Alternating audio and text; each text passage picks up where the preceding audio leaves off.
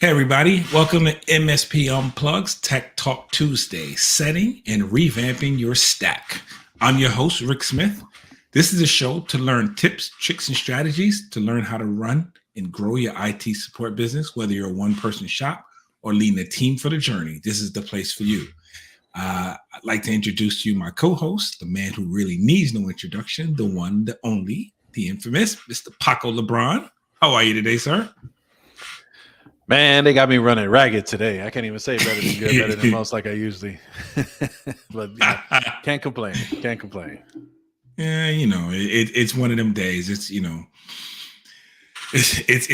the fourth quarter. This is part of the fourth quarter living. This is the fixing and the stuff that pops up on you every now and then. So yep, they're taking us for a ride, that's for sure. Yeah, definitely. All part of our fourth quarter living there, though. Today, in continuing with our fourth quarter living series, we're going to talk about today something that people always seem to ask is, hey, what's in your stack?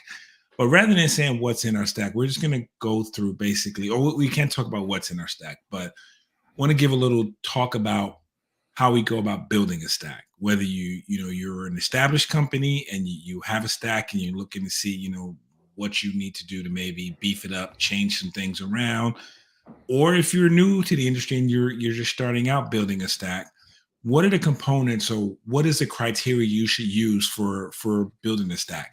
Now, again, I'm going to preface this with this. What Paco and I use for our stacks is Paco and I's choices. This is what seems to fit for us. This doesn't necessarily mean that this is what you should choose, and I'm sure everyone knows this, but we have to give that little disclaimer. Wait a minute, Rick. Are you saying that when people say that people need to buy thousands of dollars of tools because they're going to make millions of dollars when they go ahead and get onto these tools, that's not a thing? That's definitely not a thing, man. I say this: every tool you buy is of choice, and you're gonna get from it. You get out of it what you put in it. And let's be honest, we've all gone down the the shiny objects lane where we've seen some things that look great. The vendor tells us it's great. It's just gonna save your business. This is gonna put you in the next stratosphere. And one of two things happens. Well, one of three things. One, the vendor might be right. It may work out for you. Two, it actually sucks. Or three, which is, I will tell you, probably for a lot of us, is probably the more popular answer. We let it sit on the shelf and never really try it. And then at the end of the year or 6 months, we realize, hey, I've been paying for this thing that I never even put into practice. So, part of our fourth quarter living as well is making sure we clean those things up. And having a strategy as to how we go about selecting our stack, what goes in it, and not necessarily. Again, I want to emphasize this: it's not necessarily about a particular vendor we're talking about, but are we covering the bases we need to cover to again cover our own behinds and cover our clients? So that's where our focus should be. Yeah, I mean, there's a couple things to unpack on there, right? I think the first reason, and I obviously joke around saying, hey, thousands of dollars or whatever of tools and you'll be on your way. I think that was a misconception that was really preached probably 7 years ago when I started getting involved with the podcasting community and stuff in like 2015. And it was one of those where kind of why we started this, right? We really started, we wanted to do this because there was this need where you don't have to do things like other people. You don't have to spend all of your resources on a set of tools that you don't even have the customers for. And a lot of people were trying to think that it was get rich quick. And a lot of times, a lot of our colleagues would end up getting burnt out. They would end up leaving the client in dire straits, which put a bad taste in their mouth about IT providers. So when a legitimate one or one that, does care and has planned it right is a harder conversation.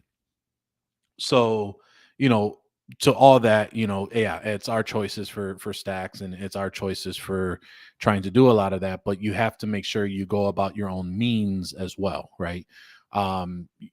you can't overstretch yourself, especially if you don't have the clientele. And really specifically, you got to figure out what's best for you, right? You got to get down to the foundation. You got to get to the basics. You have to understand why you're getting these tools, and not just because you're getting it for the sake of getting it. Exactly. I totally agree there. So when you're doing, I guess we'll ask it this way: when you're building a stack, Paco, what makes you not necessarily choose what you choose, but how do you go about selecting what goes into your stack? Man, that's another $1,000 question. No, I think, when we try to think about stacks, right? We always talk about, what's going to make us more efficient, what's going to help us get more secure, what are the products out there, who are the great people that are presenting the product. I think really when it comes down to is you got to understand, like, what are you going to do, right? Like, what is your mission as a IT business owner, right? First and foremost, are you going to be a managed service provider and provide managed services to your client? Are you going to be an IT solutions provider where maybe you have a hybrid of doing break fix and doing monthly recurring revenue? Are you going to focus solely on security, right? And that's your play. Are you going to focus on cloud? And then even inside of cloud, there's different ways of managing cloud, right? So there's so many ways to figure out what you want to do. You have to really understand and figure out what you want to do first, right? And so for me, what we've decided in 2022 is ProdigyTeks is a managed service provider. We're no longer a break fix shop, which we were for many years. We are not a managed security and service. What is the hell does the MSSP stand for? But basically, we're not a sole security provider, right? We are a managed service provider. We're a cloud first MSP, and we think about security first and forefront because it's now been not a choice anymore. It's been dropped on our laps to do our due diligence, not only internally for ourselves, but for our clients, right? So with that, now I have to come to point like, great, I'm an MSP. What the bleep does that mean, right? And so, there's a lot of definitions of what people consider as a managed service provider, an MSP. And really, I think the biggest piece is really trying to figure out how do we pursue that mission and how do we help not only our internally but externally. And I think the biggest piece is to try and figure that out is frameworks, right? I think frameworks and compliances, regulatory sanctions are a really good way of seeing where you kind of want to get comfortable with. What do you want to work with? What do you want to do? And so for us, we were a very big NIST cybersecurity framework for a long time. Probably in the last couple years. And for those that don't know NIST, it's the National Institute of Science and Technology. And they have a cybersecurity framework that comprises of 5 stages: identify, detect, protect, respond, recover. Thank you. For some reason I thought 2 P's, but it's IDPRR. IDPRR. So of those 5, filling tools into those specific stages and trying to piece from there. But in recent several months, and actually from the past year, we've actually been focusing now on CIS, which don't tell me what that stands for. But basically they have version 8, which allows for 18 quote unquote steps on different items to quote unquote check off. There's a gentleman over at Black Point Cyber, the CEO. His name is escaping me right now. I think it's John. And he had a really great podcast that he had an interview with, and he really explains and reiterates on how great CIS version 8 is on just getting the basics, right? Just really trying to get the foundation and really helping your cyber hygiene, cyber resiliency, whatever the term is that our industry is using right now.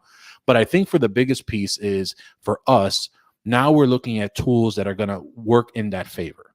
And so that gets broken down even further to 3 of what they call implementation groups: IG1, implementation group 1, IG2, implementation group 2, and then IG3, which is implementation group 3. And one is a step stool to the other on how in depth and how checking off of the boxes that you have for your one for yourself, but also for your clients as that framework. And it's oftentimes where a lot of these frameworks are really being referenced with other outside regulatory items, which is whether cyber insurance, clients, things of that nature. So these are the things you want to try and think about when considering a stack: is what do you want to do, and who's going to kind of basically confirm that you're doing what you're saying you want to do, and then you want to go from there. That was good. Now, I'm sorry. My chair is still squeaky, so forgive me for that. So when you're building a stack, I'm going to say it this way because we all do it a little differently. So what is if you had to pinpoint? I know and we've talked about this. You're a cybersecurity first. You're a security first firm, MSP. But what is the first, and what do you consider if you had to say there was one? What is the most important component of your stack when you're building a stack? Where do you start? So, the first one, step one, or one of the controls is in CIS is inventory. Like, do you have visibility into your entire infrastructure, and how do you achieve that? So that could be broken out into multiple things: endpoints, network equipment, things of that nature, right? So you want something. And then, so another principle that we actually, we've always kind of adopted it, but we've actually made it a well-known principle and a pillar now with the business as of this month with my company meeting, is we're going to allow for the KISS principle. As I think we've mentioned this in the last 2 podcasts as well. Keep it simple, silly. That's kind of the PC version of what it is. Others know it as keep it simple, stupid. Making sure that it is easy for not only yourself, but your team, because there's a phrase that's used a lot where if your job is easy to do, if you make your job easy, your clients' lives are going to be easy to do what they need to do. Right. So going back to inventory, well, what do I look at about that? So we're a big Snap AV or Snap One, Arachnus line network equipment, and they have a device called the Overseer Hub. Some are built into the IGRs, the integrated gateway routers. Sometimes they have just a box themselves, which is a hub that connects to scan the entire network, and that allows us to see what's going on. We see anything that's dialing out to the internet, we will see that, right? On top of that, we go ahead and install our RMM, and that is going to be the Synchro MSP. Synchro allows us to be able to look at all the endpoints from that route, and also with our PSA to document a lot of those changes and a lot of the scripts that we run onto the accounts, and making sure that we're doing what we're doing. So inventory visibility is a big piece for that. And that's something that you want to take into consideration when you're starting as a foundation.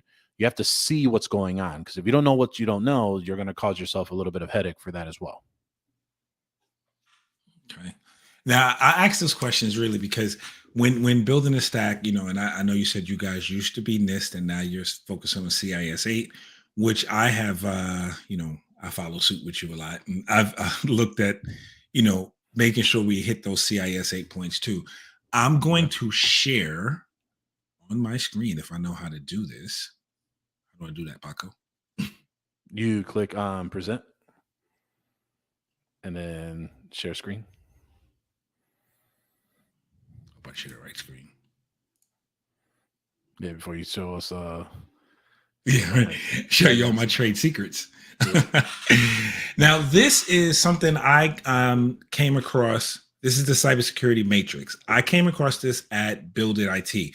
Actually, Tiffany Ricks, who was on the show a couple of weeks ago from Hackware, presented this. And this is really something to look at when building your stack as well. Now, this is based on NIST. Now, they identify, protect, detect, respond, recover. And we know that what we're trying to do all those things for is for our devices, our applications, our network, our data, our users. Now, if you look at this, I'm just using this as an example, but if you look at this, it'll show you that on the left-hand side of this, really in the identify and protect stages of this, this is the, when everything is going well in the system, right? Everything's going good. To the right of that, the detect, respond, and recover is when we have issues. Now, if you notice too, if you look at the red and the blue on the bottom of this, in the first two parts, we rely more on the technology, right? That's our, identifying everything and protecting everything. To the right side, once we hit, they call it the boom point, but basically when the crap hits the fan, right? When the crap hits the fan, it's going to be a lot more about how the people do, how we respond to these things. So this is just a quick matrix to pop in. I purposely didn't pop in what I use. I just popped in some ideas on some of the things that you could use, some of the tools you may want to consider using for each one of these. Like Paco talked about using, what was it, Arachnus you said for the scans, right? Yep, the overseer hubs. And that'll give you the basically that'll give you your inventory. Using your RMM for the most part will help you also with inventory, also help you with most of them do patching, things like that.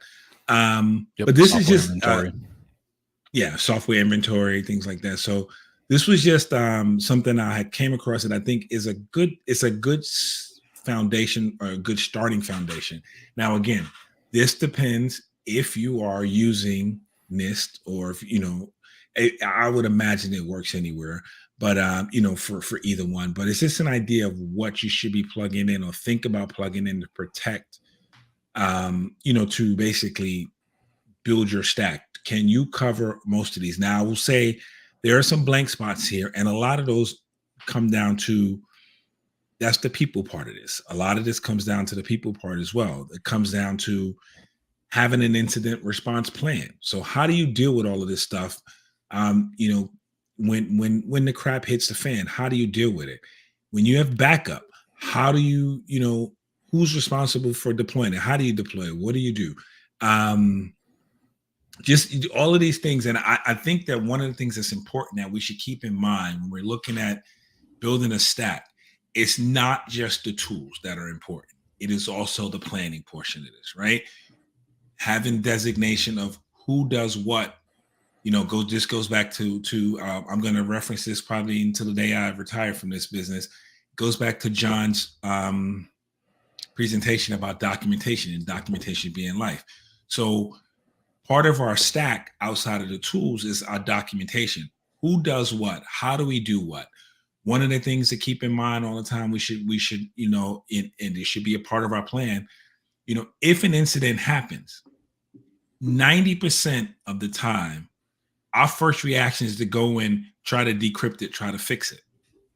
Remember, with most insurance companies, if your customer has cyber insurance, we're not supposed to touch this stuff, right? We're not supposed to touch this until the insurance company comes out, they send someone out to check this out, or they give you permission to do it.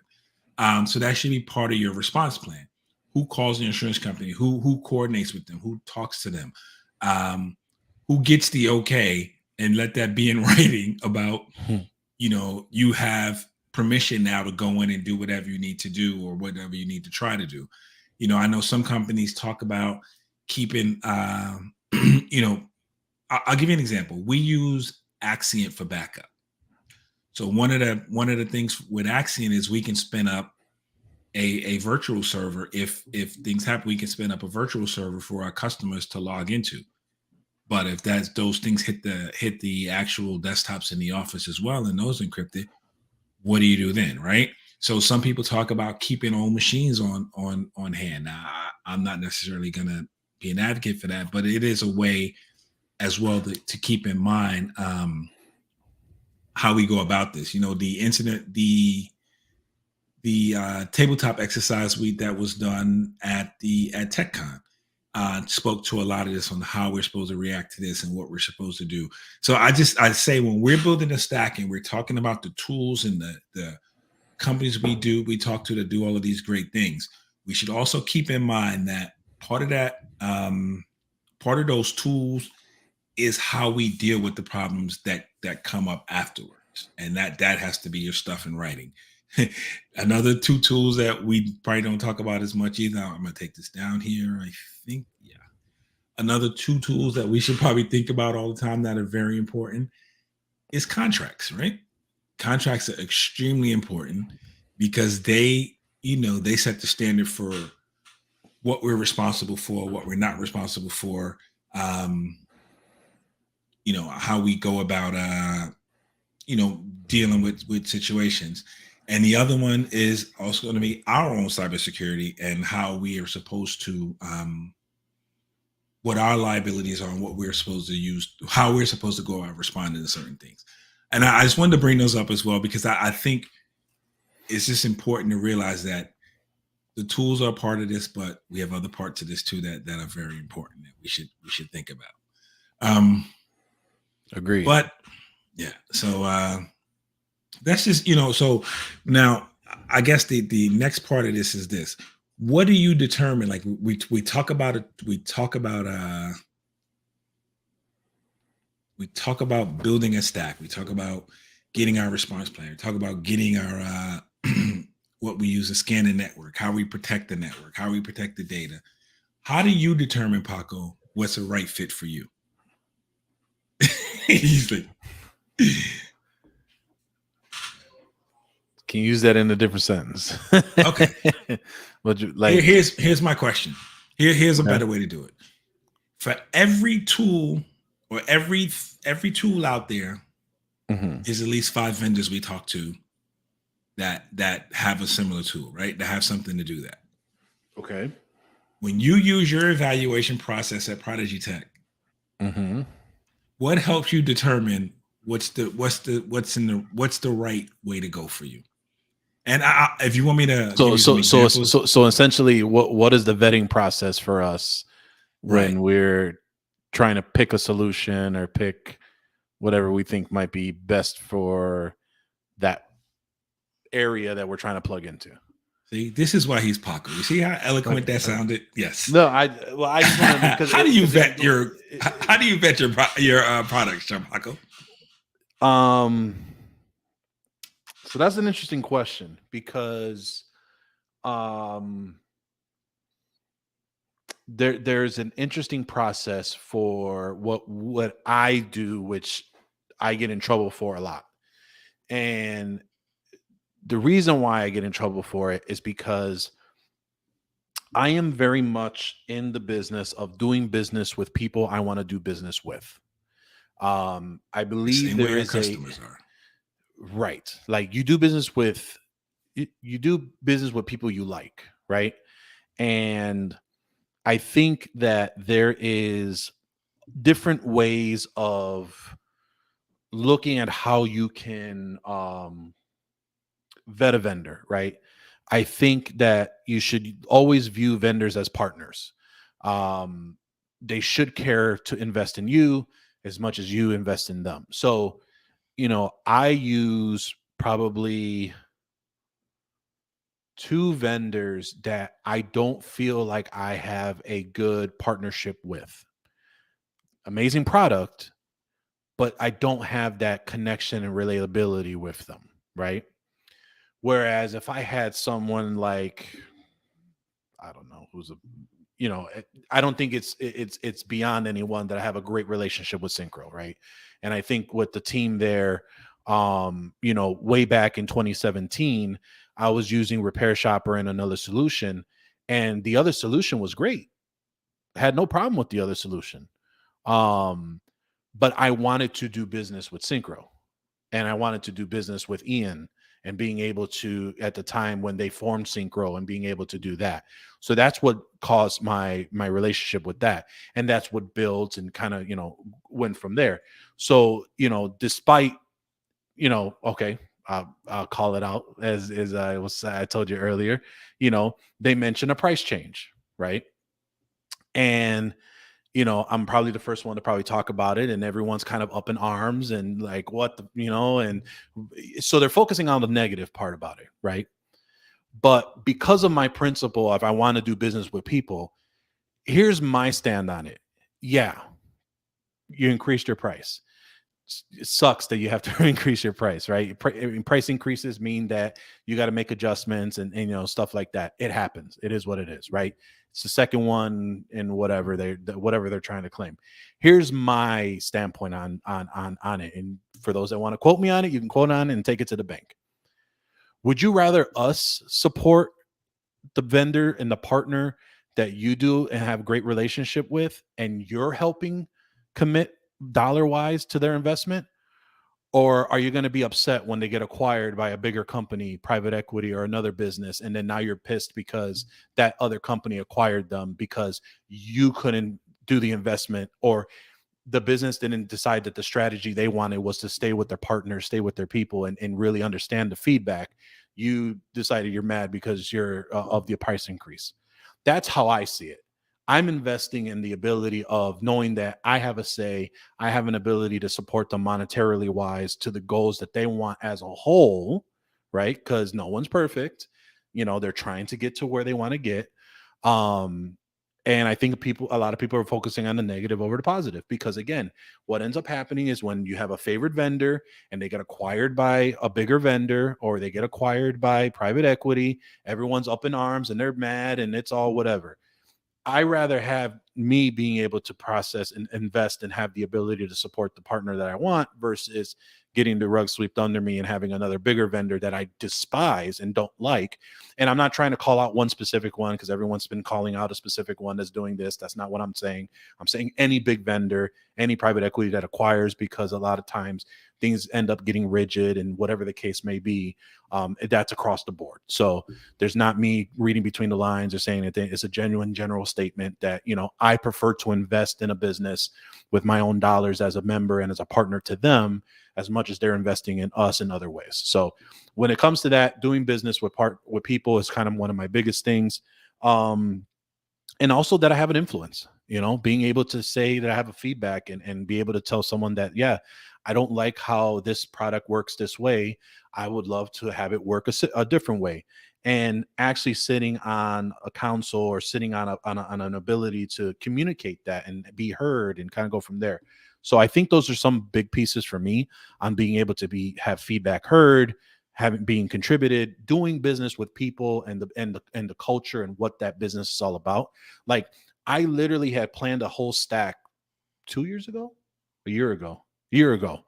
I went to a conference, saw what the business was about, loved the culture. I was impressed and blown away. Literally ripped out my entire stack for what they had, because I wanted to do business with them and wanted to figure out what it is. Now, 12 months later, we're looking at different things, but that's how, that works, because being able to know what a tool does, it's like that phrase says, it's like the king that's about to go to war, and there's a guy with a machine gun salesman that's outside. He doesn't have time for sales. He doesn't have time, So, right? it's kind of that process. But again, that's a very emotional part, and I've been pretty successful because I have a good read with people. I have a good read with businesses, and the technology happens as well.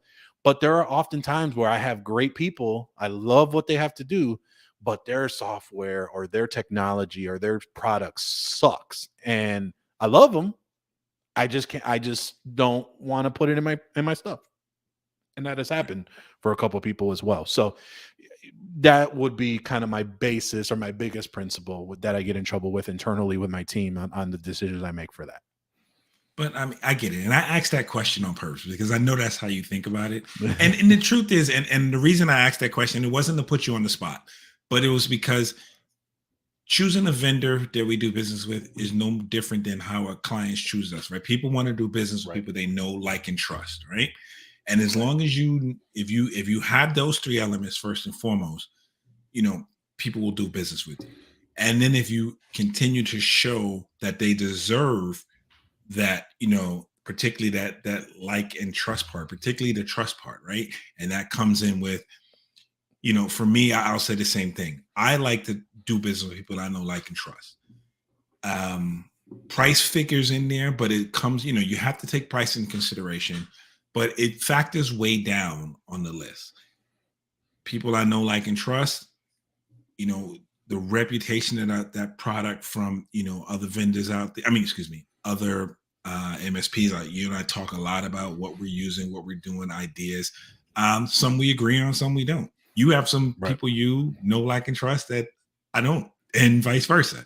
And that's just gonna be, that's the thing. But you will get. I feel like when choosing products to work with people, you get a good vibe with them, you like them, and that starts a good relationship. How you build and keep a relationship. I'm sorry, go ahead. No, I was gonna say, so that one vendor we always would go back and forth on that I couldn't stand, they actually did right. So I take back my framing for them, and you know who it is. Okay, So good. they Good. they took care of business. They took care of me. So And that's what we're happens. understanding. See, that's part of that trust factor, or that people going out of their way to either gain or keep your business, right? Right. Again, and they're going to be vendors who do that. One of the things that the biggest off for me is if I need support and I can't get support, I'm done with you. It drives me crazy, And if I need help, the reason I buy this product, and if you tell me, hey, we only give you email support, or we only give you, you get phone support, only between the hours of 8 a.m. and 9:30 a.m. and then everything else is email support or web support, whatever, then at least Right. I know. But don't tell me you give me support and then when I'm trying to get it, I can't get you, or you know, I'm waiting days and days for a response on something. If I'm calling you, it's critical. At least it's critical to me. It may not be critical to you. And this is exactly the same process we take when, we should have when dealing with our own clients, right? Because, Right.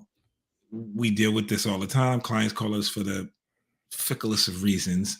Some I think I'm not going to use the term dumb, but some we think are not as serious as they may think they are, and this is the same way we work with our vendors. But that is a very important portion of this.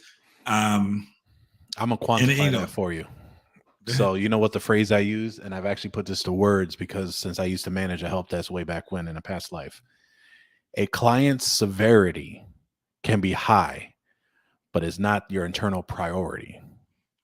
Okay. So it could be an S0, like God love it. I need to print this document on that printer over there because that's what I'm used to doing. But for us internally, that's a P3. That's a low Right. priority, my friend, compared to this other guy who his email just got locked out and we're trying to figure out why. Right. And for the most part, if you're told that, hey, we're working on some other things, we'll get back to you, at least there's a response. But there have been times where we've gotten no response, and that is a killer. Oh, yeah. That is for me, it is a game changer. And I take these lessons, and this is how I treat my own clients, because I treat my clients the way I want to be treated, right? Because it's easy to talk this game and then do it the opposite when it comes to your clients. Again, so those are just some important factors I use in evaluating vendors. And when we're setting, I guess here's the next question for you, Paco, and I guess we'll close out on this one. And I'm not going to put you on the spot again, but do you? Oh, it's okay. I'm good with the hot seat. It's okay. Do you have a basically, as when you're building a stack, do you think? We're taught to use the metals, right? The whole Bronze, silver, everything I've heard about selling, cybersecurity is give 3 choices: give the metals, bronze, silver, platinum, or bronze, silver, gold, whatever you want to call it. Now I've since changed from that. I only offer 2 plans. What'd you say? I said apple, oranges, bananas, whatever. Yeah, right, exactly. But no, you said that backwards though. Should be apples at the top, not the bottom. But anyway. Oh, I see what you're saying. So okay, got it. No, only because I love apples. That's what I'm saying. Okay. That's all. It's the most Right. advanced, but that. I'm just being funny. But when you're setting up your stack, are you setting up on the with the pretense of that metal portion, or are you just setting it up? Everybody gets the same thing. Everybody's gonna get the same thing, and we have one car. It comes in red. So you can have any color you want as long as it's red. Right. I'm actually trying to figure out the psychology term of the three choices right now because I learned this through through a sales mentor that I always talk about, Victor Antonio. That's where I learned a lot of my sales stuff because I'm not a salesperson at heart. I was help desk guy. I was, never thought I would ever be a salesman until I started doing the business and realized I had to sell, right, and be comfortable with selling. So I took a lot of his courses, and even down the past 5 years, I still go through a sales mastery to re educate myself. But there is a psychological term to the three choices that help improve your sales process, Right. and that is the three choices.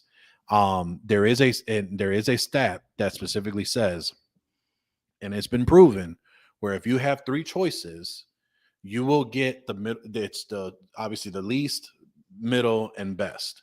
60% of all you pitch that close will always choose the middle plan. That Right. is just what you want. So whatever plan you want to sell them is the middle plan out of the bat. The cheap people will go ahead and do the 20% on the low end, and the other 20% will go ahead and take care of the high end because they want the best of the best. That's Right. Those are the just shiny psychology object wise. people. That's just how it works. Now we had this discussion and debate internally. Do we need three plans? Um, My argument is I've now seen that, yes. So even when we had our original three plans, which we called basic, premium, and plus, there was a standard that everyone got, and we built on top of that. And so everyone had to get this. If no one can get this, you cannot be a client. It was this requirements, this is whatever. We've now moved to, as I mentioned, CIS version 8. So we actually are modeling our plans toward the IG groups. IG1 is our essentials. IG2 is our essentials plus.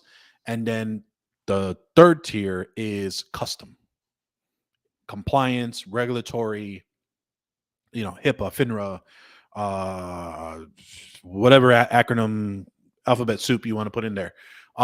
That's where custom will go. So I still technically have my three plans, but really now I only have my two, which help lock in for the frameworks of what we're looking for, and it hopefully alleviates that choice. But again, the problem with having two choices, where if you give them two choices and you don't provide the value and the ability for them to distinguish why one is better than the other, 8 times out of 10, they will make no decision and move on versus picking one because they don't want to go with, oh, what if I picked the wrong choice and it was the other one, me jodí, or I probably shouldn't have said that. That was a Spanish bad word. But basically, it's like, it doesn't work in that way. So that's why three choices to them, it's like, well, I don't want to go with the cheap one because there's probably something wrong in psychologically. I'm going to go with the middle. Same reason how I price my plans. I always, and here's a tip for everyone, I always end my plan numbers with a 4, 7, or 9. Mm-hmm. I never end it with a round number because and I forgot the term, and I'll try and find the links and put them in the show notes, but there's a psychological term or psychological study that has seen if you end it in those numbers, you're more likely to close whatever that product is versus a round number of a 0, 5, or I forgot what the other one is. But when they see a round number like that, they think it's a fake number, that you are covering what the true cost is of that choice. So by doing it as a 4, 7, or a 9, in their brain, they're like, oh, I mean, that's close to probably what their cost is. Or in essence, where if I were to charge, like my previous pricing was $149 a seat for my highest client, I wanted 150, but I purposely knocked it off a buck for them to think they're paying 140, but they're actually giving me an extra $9. Or you can do 99 cents too, and then you only have a penny, but that's splitting hairs at this point. But that's how I price my stuff because I'm more likelier to close that versus me doing it at a round number and them thinking, they rounded up for sure. How much did they round up, etc. It makes sense. Yeah, I remember reading that, and it was the psychology of the number, and one was closest to, like, it was closest to the bottom. So if you give a number like 54, it's, closer to 50 as opposed to 56, which is closer to 60. Right. And yeah. And I remember reading something like that too. But so you offer, what is it, standard plus, no, basic, standard, and then So my current pricing, what I currently offer now is a 3 structure of basic, premium, and plus.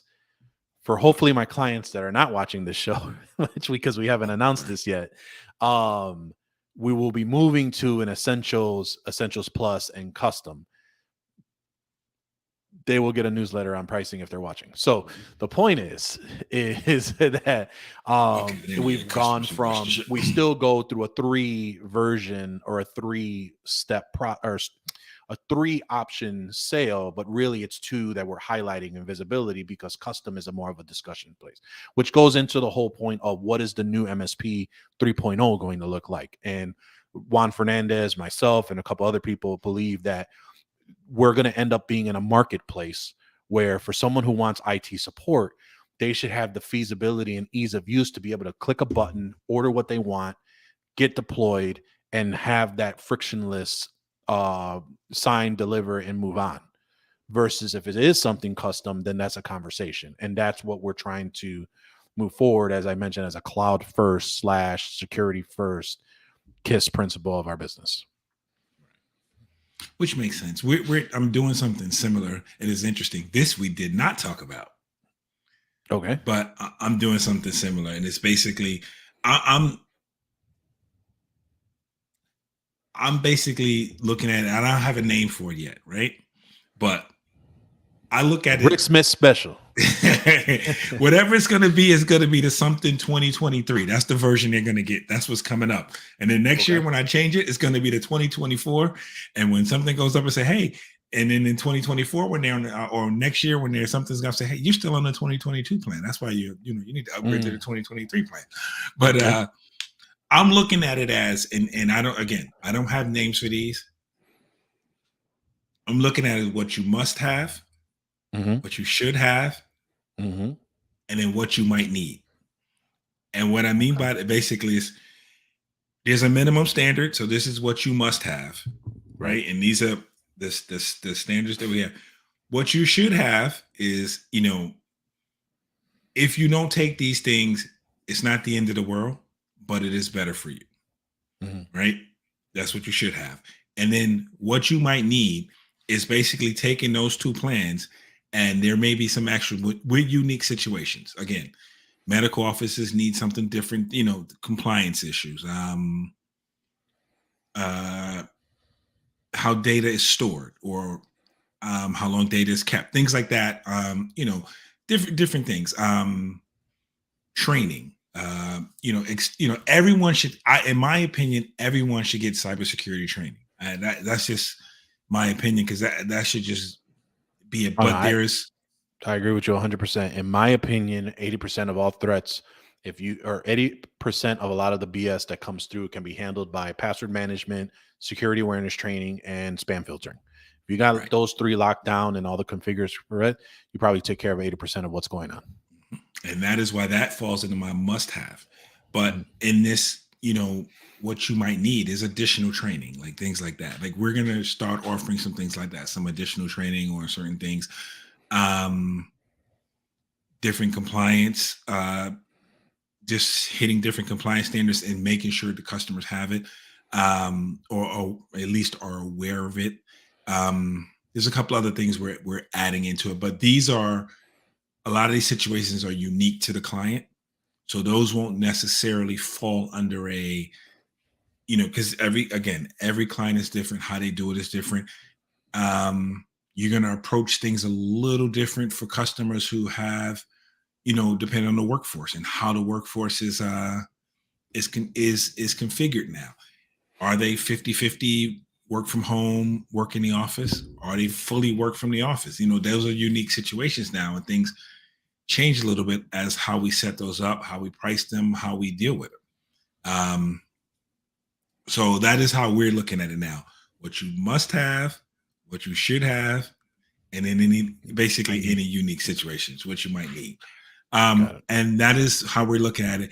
And the hope is, again, and I know the psychology between the metals, the hope is to get everybody to the middle one, right? Right. The strategy, the goal is to get everyone to the middle. Right. For me, for the way we're doing it, it'll probably get most people to the middle, because they say you don't pricing, the way pricing works is that the strategy would be, there's not much difference between the lowest and the middle, so that people's logic is, right.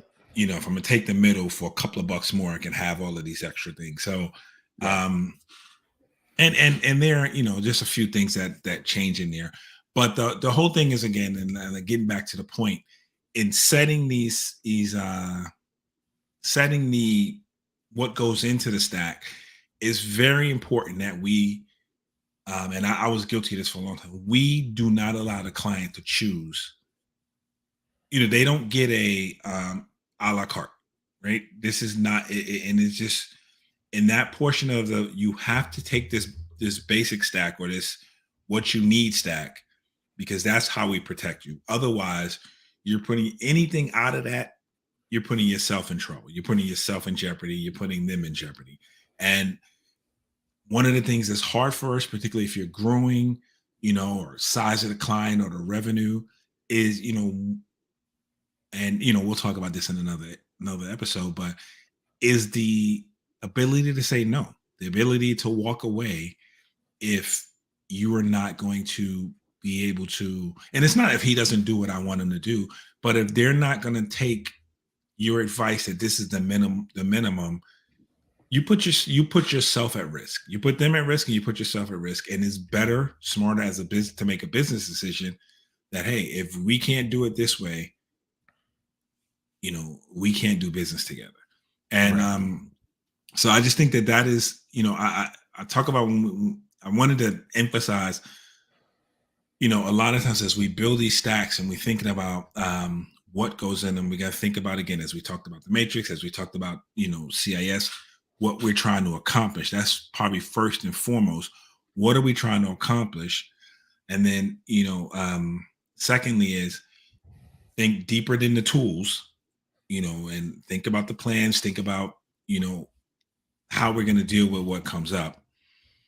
And then last, in selling these in, make sure basically that you are covering your ass, for lack of a better term, but make sure you're covering your ass. And, if you're covering your ass, that means you're covering the client's ass as well.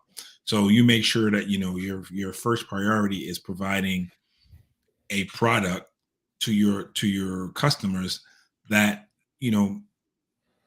is sufficient. And I guess the best way to do that, and this is the last thing I'm going to say, and I'll leave it here.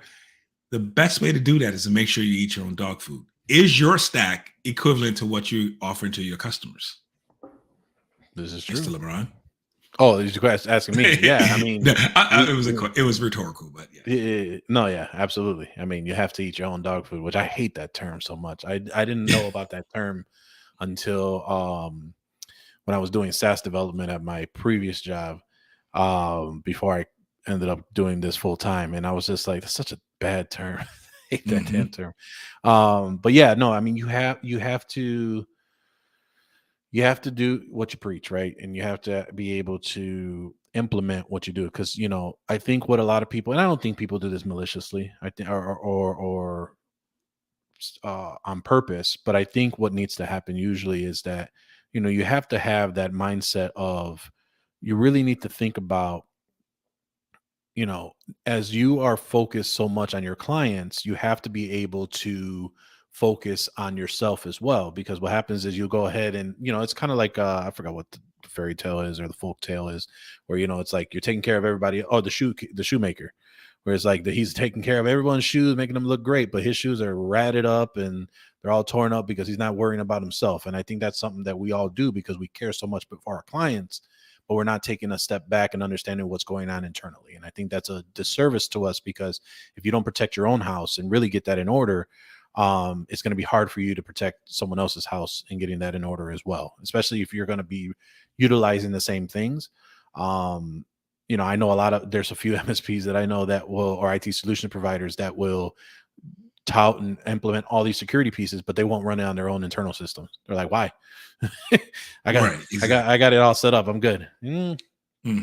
Something you got to take a look at. So Yeah, and I think too, and going into that, it serves two purposes. You have to believe in what you're offering your clients, but two, if you're running it as well, you also get the ins, the outs, the quirks, all the other issues that the customer may face, so you may understand a little bit more. It gives you a little bit more insight. But I right, just really don't believe that. I think we should not sell what we don't use, because if you don't do right, that, then where's the belief in it? Where's the truth in it? So right. um with that, my friend, I think we've beat this kind of conversation to death. Before we sign off, is there for you any last words?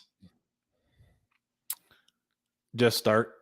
I think we have a lot of people that do paralysis analysis trying to make sure their Yes. stack is perfect. A phrase that we've been using a lot lately is get to good. Get to good, and then you can get to better, you can get to best.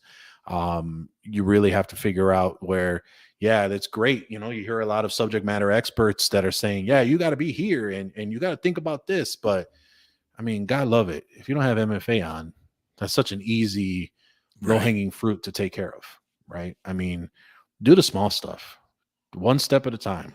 You know, you get a lot further out when you worry about this. And here's the other thing I'll say is that if you're worried about this and you're thinking about it and you're putting things in place and you're really trying to get better, you're doing more than 90% of other IT solution providers out there because you're taking the time to listen to these two fools on your screen right now to talk about what they're doing, right?